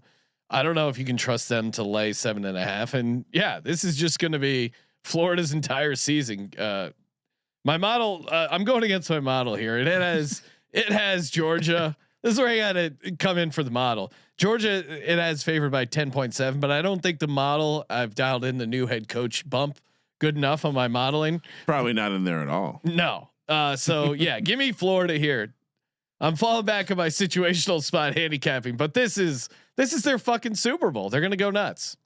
Yeah, and TJ's completely right. It's called the world's largest outdoor cocktail party. You see it on the graphic there. Yeah. For them to go indoors, it's just. What? It's not an outdoor cocktail. Can I ask a crazy? It's question? Not this year. It's next year though. Yeah. Why do we have to get outdoor in the name? So that they don't. Does someone own the indoor cocktail party trademark or something? Probably. That would be my assumption. I'm on Florida too, though. The unpredictable. You don't know what they're going to go with. So the 1 game bump. Georgia also, I do think, has been living on the edge a little bit on a lot of these games. So I know they get 2 weeks to prep, which is scary because Kirby Smart's normally really good with more prep. But give me the Gators. I think they can stay within this number. So I just did some short internet research on the drinks of the event. Yeah. All right. So, and I'm on the Gators. The Gators have Gator juice, which is basically jungle juice. Yeah, I think I had a bunch of it once. And Georgia has Bulldog Punch, which is basically jungle juice. So dog juice has a weird connotation to it. They're just putting, all of the drinks you're consuming at this thing, you're scooping out of like a Tupperware container. Yeah. with a bunch of like fruit sitting in there. It's basically sangria for the South. Yeah. We used to just get those like orange Gatorade things and just fill it up with as much Everclear. And oh man, people would almost die. I'm surprised we didn't get our ass kicked because we were pre-gaming all morning, and then when we had a sober driver that was driving us into the stadium, and everyone was walking right next to the car, so it took forever to get in. And NC Nick was just completely shit hammered, spraying sunblock on everybody, just walking by, God. just spraying them with sunblock unnecessarily. Like people are drinking and stuff, just catching sun spray to the face. You gotta watch out for the Dant brothers. Got one of the more hilarious things I've ever seen was just him just bombing people and just they're completely happy getting sunblock all over their cocktails. I mean, there is an old Adam Sandler bit about getting lotion on your cock. On your cock and balls. Yeah, you don't want to swim. You got to hang out here and rub a lotion on your cock and balls because you just ate. All right, UVA takes to the West Coast. The luckiest team in the nation, by the way. Unrelated, but seeing those swords made me think about it. But did you see someone started a just like Captain Andrew Luck? They started a like Lieutenant Bryce Young. Doesn't quite work the same. I think seeing the UVA logo made me think of a fruity military person, and that's where I got that. They're taking on Cal in Cal. I assume this is the basic. Wait, one of these teams isn't from the West Coast, and one of these teams is from the West Coast. I'm certainly not going to take UVA. We did that dance once this year, and I regretted it. Cal 14-6-1 is a home dog, and I think this is just obviously the crazy travel spot for UVA after an overtime win against UNC. Now you get Cal as a home dog. My model has UVA laying 2.7. Whoa, this is a value spot if I've ever seen one. 4.5 is you're giving them a full field goal plus. Colby, what are you doing? UVA's been living on the edge, but I will say Kramer. Yes, Kramer. He's shaking in his boots. Did you catch the news on Virginia's donors? What are we worried about? They've had 4 major gifts over the past 10 months, but they just got a huge one the other day. Yeah, Patty C. White bed sheets for everyone. They had a entire lot of tiki torches delivered to their alumni fund. Yeah, they had. I'm a Hokie fan. You better watch out because I think UVA's got some serious pockets. Some serious pockets. Not worried. Of course, they have serious pockets. What are you doing? They do deals with the devil. You can't take UVA here, can you? I'm all over. This is a Cal money line play. Virginia. Did you guys catch fucking Washington State? They got very fortunate. Virginia's been fortunate with North Carolina, with Belichick being a moron. Washington State, their other guy calls for a fair catch at the half-yard line. The guy not returning the kick, right? And then go back the bobble in the Florida State game with the receiver bobbling the ball 13 times, so it was incomplete. They probably should have lost like 5 games here. Now you're going to Berkeley for the first time ever. It's a stupid game all over Cal. This is a money line play. It's a classic rivalry, Colby. Hey, let's put together a little underdog pick'em entry. Of course, go to Underdog Fantasy. Use that promo code SGPN.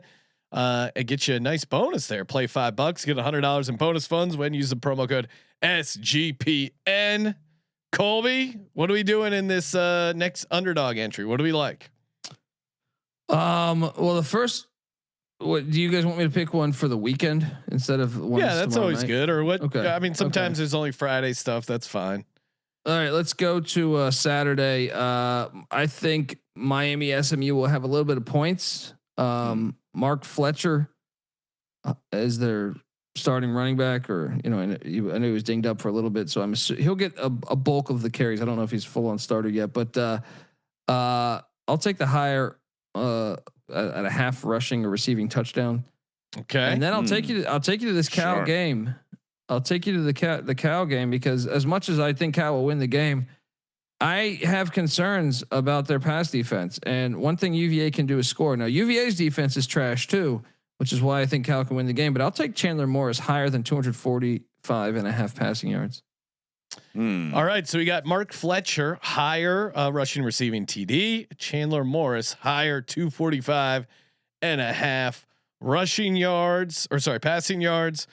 Putting a little boost on there. Still got a little left in the tank for Boostober, and $100 or $50 entry because of the Boostober turns you $127. Underdog Fantasy promo code SGPN, and we're also brought to you by Rhythm. The Rhythm is gonna bet ya with picks, props. Love putting together my models over on Rhythm. I used it a lot in my prep this week. Knock on wood. And of course, use that promo code SGPN25. Get you 25% off with the promo code SGPN25, and you can track your plays in here.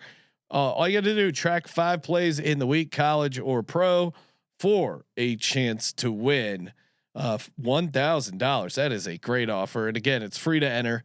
Let's see, what are my top 5 predictions here that Rhythm likes, and I'm using their smart signals, which are pretty cool. They like Western Michigan against the Chippewas, laying 4.5. One of their favorite plays there. Western Michigan at home against the Chips, laying 4.5. Build your own models, get your own plays, or just use theirs. Rhythm. Download the Rhythm app and use that promo code SGPN25. Okay, moving along. Can't believe I full disclosure, I went half a stake on that underdog play because of the existence of a UVA. Colby just sneaking a UVA player on them. Yeah, Colby, that was diabolical. Well, I don't know what that was about. South Carolina, Ole Miss, Oxford, Mississippi, 4 p.m. on the West Coast. Ole Miss laying 12.5, minus 550 on the money line. South Carolina plus 380, 54.5 is the total, and Spicy Lane Kiffin is in full effect right now. Been enjoying pretty much every one of his press conferences is much watched TV. And so before we pick this game, Colby, where does he end up? Because obviously he's not staying in Mississippi. Dude, I actually think it's a very interesting time because I think he should stay. I think this is college sports is in this era where you've seen so much radical change within 5 years. Brian Kelly, like I said, just got fired. They can still make the playoffs. They can still go 9-3 and make the playoffs if the right teams lose. Who wants that much pressure at these places? And all of a sudden, these schools like Ole Miss or Vandy or whoever you want to use for the example, I think because of rev sharing and because you've gotten this ton of money and it's more equal than ever. Why would you put that much pressure on your family when they're going to build him a statue at Ole Miss if he stays there, right? That's always the case. That's always the case. But I think they're living like even with Franklin and Kelly getting fired. Like I don't even know that I fully agree with that move because I think over years they're using the mindset from the 14 playoff and the BCS. I don't think it's smart long term. Yeah, I mean, at these places, you're getting paid a shit ton of money. You have a good lifestyle. It seems like he likes it there, and you got a chance to get into the college football playoff every year. Every year, you're gonna have a shot to get in the college football playoff. Where's the big step up? I think when you talk about like the statue idea, it's like, all right, there's 2 versions where it works. Like either you're from there, you went to school there, or you have some affinity or relationship with the place. Otherwise, I think these guys are all full of themselves, love their ego, and look, Ole Miss is great. Ole Miss is never going to be on the level of LSU in terms of money that they'll put into the product. Period. And I think at the end of the day, that's the answer to the question. A guy like Lane is absolutely like going to entertain it at minimum because he's going to love the attention. But at maximum, I think he, like many people, he would the greed and just the idea that when you're at LSU, you're not fighting anyone in your own state. You have a rich state of talent and you have unlimited resources basically behind you. Yeah. I mean, money talks. If he's going to double his money, I'm sure he's going to do it. So, oh no, I don't know if he should do it, but lost Colby. No. But I always think about like Billy Donovan, right? Talking about a guy they build you a statue of Florida. You win back-to-back national championships, and then you decide I'm gonna try to go to the pros. You end up making a fool of yourself. You're crying to get your job back. I think in some cases the greed doesn't make sense because it's like you're making how much money? Oh yeah. I mean, what he should do versus what I think he will do are two different things. These guys never say no to better deals. They just don't. I mean, for the most part. And I also think if you're Lane, you can now bring your team with you. Like that element of, it's not like you have to go start from scratch. That is true. Like you can hit the ground running. And yeah, you're going to have pressure at LSU. You're going to have more pressure than you have at Mississippi. Yeah, but these guys aren't going to be scared of the pressure. Like that's part of the reason why you're in that job. You don't give a shit about the pressure. Colby lost his internet. It just says storming now, which is hilarious. A guy who advocates for storming the field. All right, internet's out, Kramer. This is great. We can wrap the show up. What's your take on South Carolina Ole Miss? What are you doing here? Well, like I was just getting into, he is feeling extra spicy about himself. So I would if I'm Lane Kiffin right now, what are you doing? Well, you're interviewing for other jobs. I'm laying it. You're laying it. So you think I know Colby told me Shane Beamer would be a bad hire. I do want the idea of Shane Beamer to be available. And so also him losing by margin. I think this Ole Miss team understands what's going on. They understand the gimmick. They do have the foot on the gas there. They worked Oklahoma, and I thought Oklahoma's defense was really good. It's not a look ahead spot. They have the Citadel on deck, but part of me, they're a member of the SEC. Part of me thinks this is like 1 or 2 like I think they win by 10, which is always a tough place to get to. Colby, what are you doing here? Ole Miss, South Carolina. We got Ole Miss laying 12.5. I'm going to take South Carolina just because I think it's a tough spot. They first off they blew out South Carolina a year ago, so it's a revenge spot for the guys that were on the team. But also Ole Miss is kind of on cloud 9. Yeah. So like it could be a chippy game here. So I'll take the points and the Cox there. I'm with you. Give me South Carolina plus 12.5. Good luck. Thank you. I didn't actually mean that. Oklahoma coming off that loss heads to Tennessee in Knoxville, 4:30 p.m. on the West Coast. Tennessee laying 3.5, -145 on the money line. Oklahoma plus 125, 56.5 is the total. Spread's telling us to take Tennessee here, Colby. What are we doing? Yeah, I'm on Tennessee. I mean, Oklahoma, the way they lost that last week, I was pretty shocked. Their offense looks like trash. They have no playmakers on offense, and Mateer.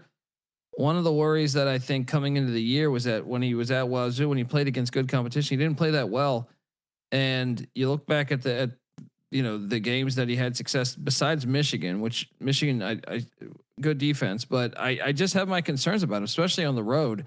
They have their what was their other road game? They were in Temple, right? They had the Cotton Bowl. They had Temple.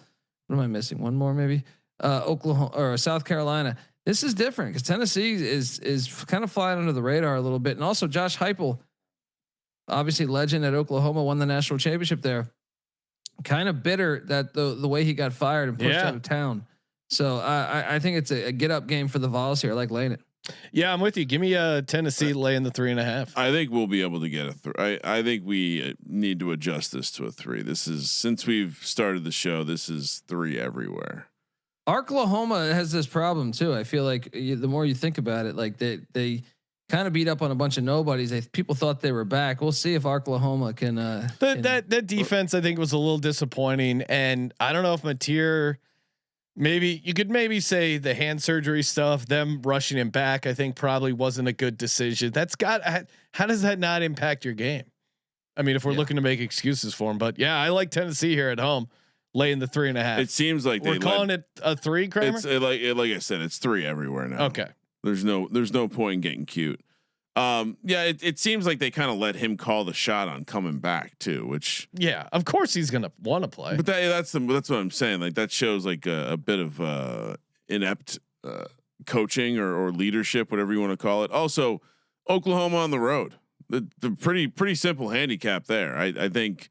Arklahoma on the road. Sorry, Arklahoma on the road. You're right. Just like it's Saudi Arabia State. USC heads to Nebraska, 4:30 p.m. kick here. Certainly you could talk about another team from the West going east, or not all the way east, but east enough. And most of these people, I can speak for folks from California, but Nebraska is a very typical flyover state. So this may be the first time many of these kids have been in Nebraska. USC laying 6.5 minus 240 on the money line. Nebraska plus 200. 59.5 is the total. I mean, again, another one where it seems fairly obvious the number and the situation saying Nebraska. Colby, I can't do it. I don't think they're any good. Yeah. I'll take USC. Like Northwestern. First off, I thought Nebraska got away with a clear hold on the wideout against Northwestern in that final possession, where that would have been a touchdown. I think if that had been, you either call it or if you don't call it, would have been a touchdown. They didn't call anything. I think SC is still a pretty good team, man. And I question the toughness of Nebraska, mainly on the line of scrimmage.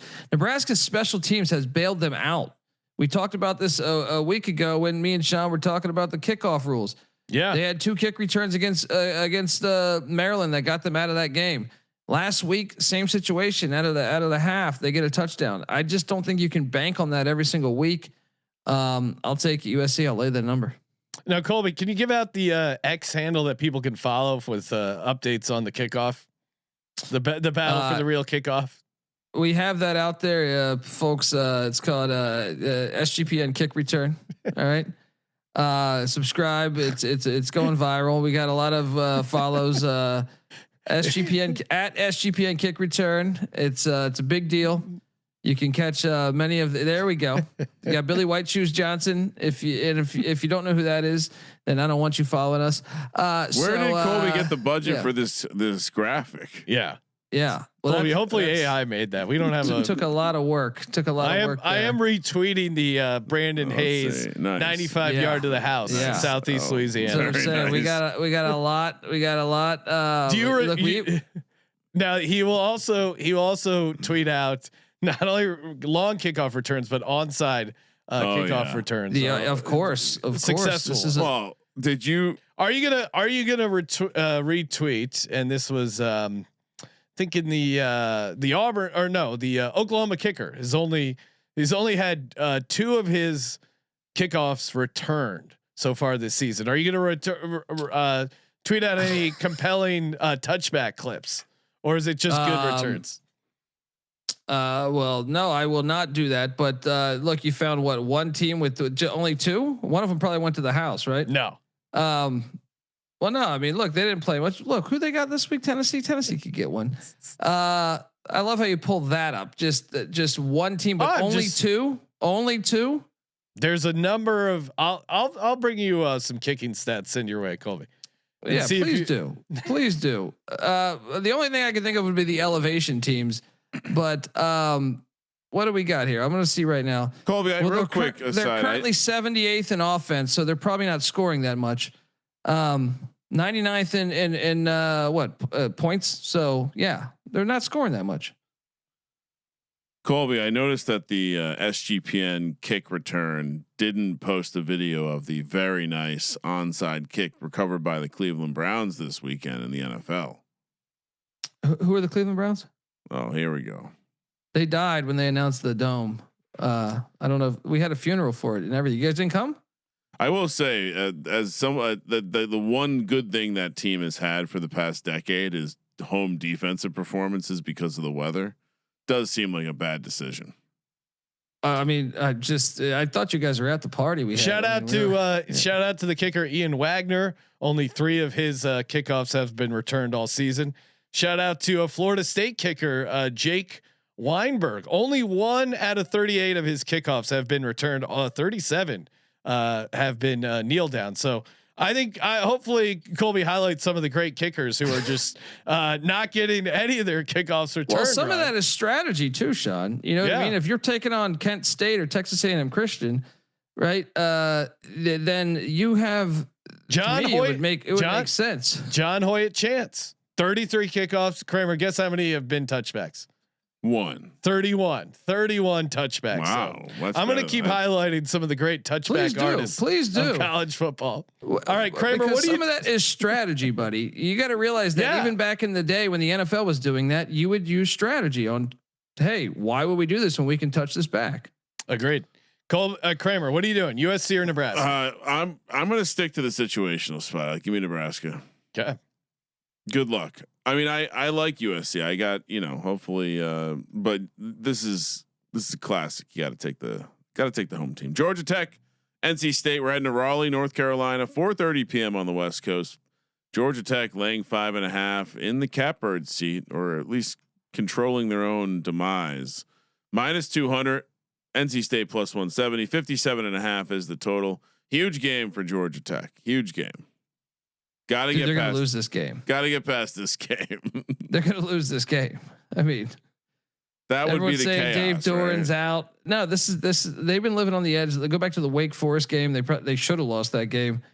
I think NC State is the play here. I think the line's even telling you NC State's the play here. So really, the thing is this: Georgia Tech on the road, they don't have the big play often. They normally go on these long drives. I feel like with Haynes King and physical stuff. Yeah, I think NC State can match that with behind that crowd that they have. I know their pass defense hasn't been amazing this year, NC State's, but I think the rush defense it's just a bad matchup. Like NC State's defense, the strength of it is the rush defense. I think this should be a 7-point spread. I think Georgia Tech puts it on them. I understand how you can overthink this, but yeah, my model has it as a 7-point favorite on the road. I mean, you always Kramer handicap the handicapper. If Colby's taking NC State, it's like when he plays against ECU. You gotta reverse the reverse. That did strike me as odd. Reverse. I'm calling it out right now. Georgia Tech. I still think this is a good team. Colby does take his record serious and his handicap. I noticed that he wasn't in the top 10 with me in spread experts in college football last week. But I will say that seeing your model so vehemently disagree with Colby when he takes the pussy pack makes me because I'm also in a tough spot. I don't really like Georgia Tech. They're kind of like a soft rival to Virginia Tech. Don't like to see them having this success, but I do like watching Haynes King play.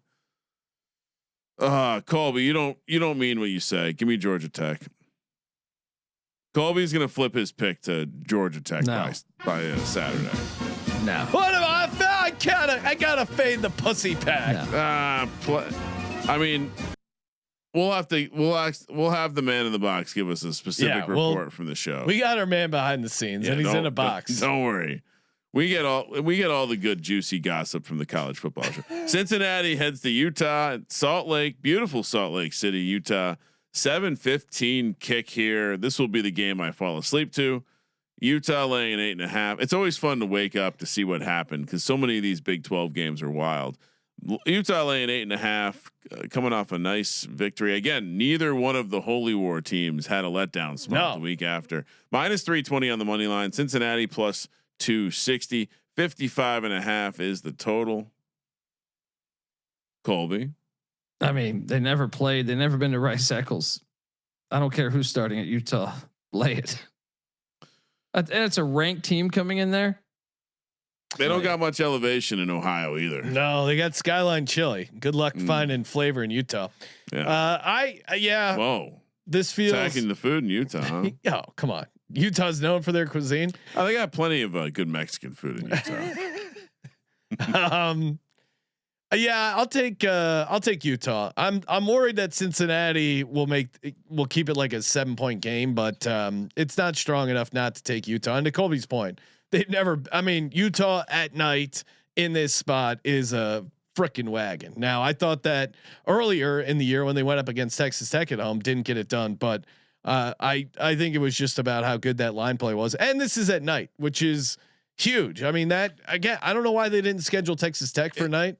If we went back and watched that game, Texas Tech also got every big advantage play bounce in that game, so things got out of control quickly. Yeah, but they got their ass kicked up front. Well, that's true. But I don't think that's going to be the case here. Give me a soft excuse. because I do think that if we play that game 10 times, I don't think the 10 games turn out like that. Yeah. Does that work at the sports book? Like, hey, let's run it like well, poker. I lost this bet, but can we rerun it 10 more times? I'll probably win 6 of those times and then pay me out. Maybe maybe ask not. Jeff Benson at the circus. There are all sorts of simulation type betting. So maybe in the future, maybe you have to hop to another dimension, bet it in 10 different dimensions, and in 6 of them you'll win, 4 you'll lose. Woo, it's smoking my weed. Kramer, what are you doing? Oh, I'm laying it. Okay. You know I'm becoming a Utah. Well, maybe becoming a Utah fan. We'll see. All right. Utah games in our future, I think. Okay. See, it seems like a great place to see a game. Well, yeah. I mean, if I have a reason to go there, it makes sense to go to a football game. Time for our Lock, Dog, and Tease, brought to you by MyBookie.ag. Promo code SGPN. All righty, Colby, do you want to go first? Locks. You've been on a heater. Shout out to Colby, crushing it with the locks. We can do that. Let's go with what is the best lock on the board, guys? All these are basically locks. Let's go Kansas State getting 7.5. Whoa. Wow. Did not see that coming. Okay. Whoa. Then let's go a little lazy. I will go with let's go to give me the pussy pack plus 5.5. Oh no. What is happening? This is not right at all. Yeah. This is not right at all. Okay. Money line. What's the best value for my clientele? Oh, by the way, we have bonus lock. Put Iowa State there. But the money line play. Let's go with the Hokies. Oh boy. Okay. Virginia Tech on the money line. Right. Plus 320. I like it. And the tease, let's go to Iowa State down to 1.5. Wow, double dipping on Iowa State. Let's go to what do we got? Let's go to Vanderbilt up to 8.5. Oh yeah, good tease. Great numbers there. And let's go to Cal with 10.5. Okay, did everything right. For me, first lock. Friday Night Dogs. Give me Rice plus 13.5. Dog. Next up, give me Vanderbilt plus 2.5. How do we? The legend of Pavia grows, and then for my last, I might just take Iowa State here. Let's see if I can beat it with any of these other. Do like Navy. UNC's interesting, but they do find ways to fuck things up, so that's slightly scary. South Carolina probably going to lose by 10. You know what? Yeah, give me Tennessee -3 at home. That's a good spot. Although I do like Iowa State as well. For my money line dog. Ooh, Navy's nice. Rice is nice. We got Virginia Tech. Colby already called that one. Florida on the money line. World's greatest outdoor cocktail party. I do like the new head coach aspect. Kramer, what do you? I mean, Florida feels like more of a point spread play. Yeah, give me Cal on the money line. This is the end of the run here for UVA. Cal 150 on the money line. Let's go. For my tease, give me Iowa State down to 1.5. Give me Virginia. SMU 18.5. That's a beautiful tease. I mean, that's a boatload of points. In what world is Miami covering 18.5 points? Not a world I operate in. And give me Army plus 7.5. Come on. Air Force covering 7.5 points with that defense. Good luck. Kramer, what do you got? I also see 13 returns from Oklahoma games. 13 returns. I could have unless gotten, they're using two kickers. Unless they're using two kickers, that's not accurate. I think I had the kicker incorrect, but I'll keep looking through my touchback stats. Go for it. What's going on here, Colby? Feel I forgot were which. you I was not driving, double checking your numbers? I was driving and I forgot which game I was listening to. So whatever was the 9 a.m. game on Saturday morning that I had money on, I'll go back and get the. I'll clean that up in post. Please do. I could see it. I could see it in like Laramie or something where the altitude is such a big deal. You don't get a chance, but on flat land, no way. Kramer, what do you got? What's your locks and your dogs? All right. I'm knee deep in kickoff stats right now. Cal plus 4.5. Special shout out to Braden McAllister, Georgia State kicker. 26 of his 30 kickoffs have been touchbacks. I see what you're doing. Loading it up right now. Keaton Emmett out of Nevada, 24 to 28. So that one makes sense. That one makes sense. Let the bet keep going. That one makes sense. It's Georgia a good State fit. does not. Yeah. All right, Kramer, you can step in. What do you got? We're gonna take Cal plus 4.5 for your lock. For a lock. I like that.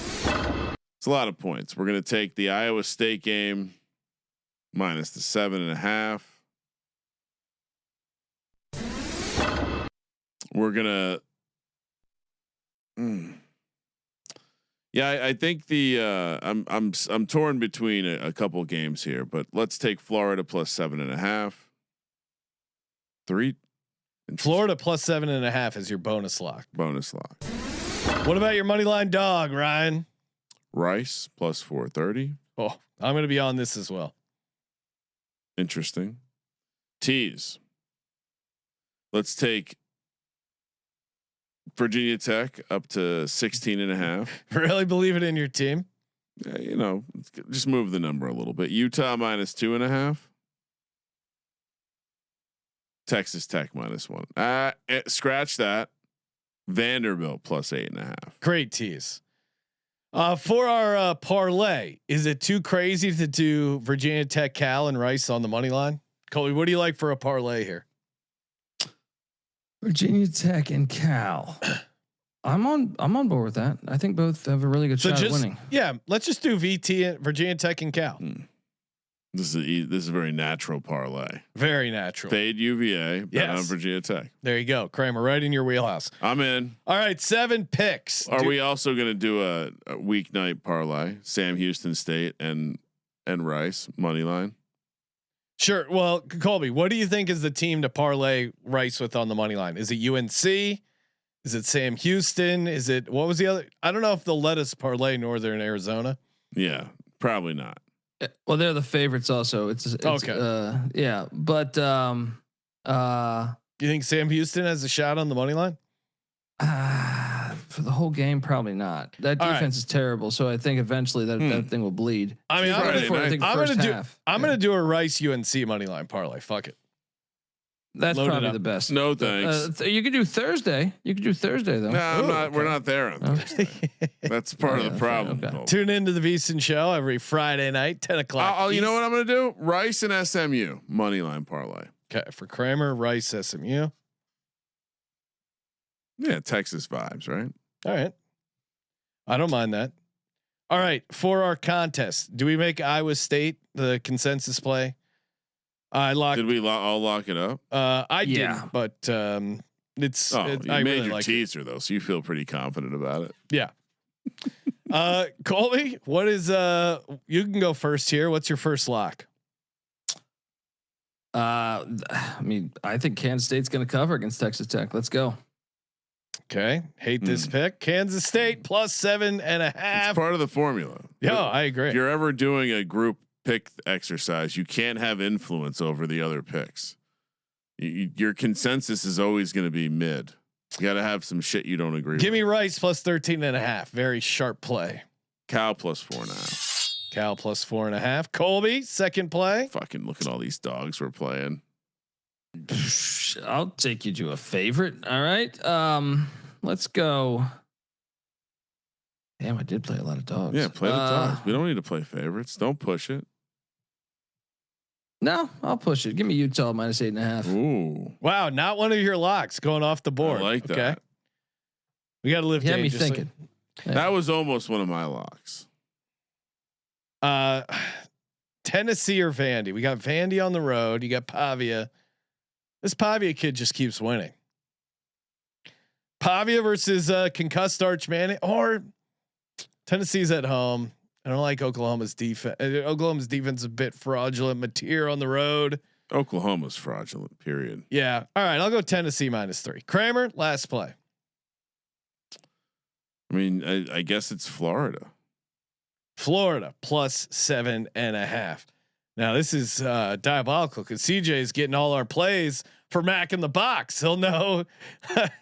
And he's saying our TMZ entry is about to go 0-7, which is gonna be tough because we do have a number of half points here, but you never know in college sharp contest card. So our contest picks are Kansas State +7.5, hate it. Rice +13.5, Cal +4.5, Utah -8.5, Tennessee -3, Florida +7.5, Iowa State -7.5.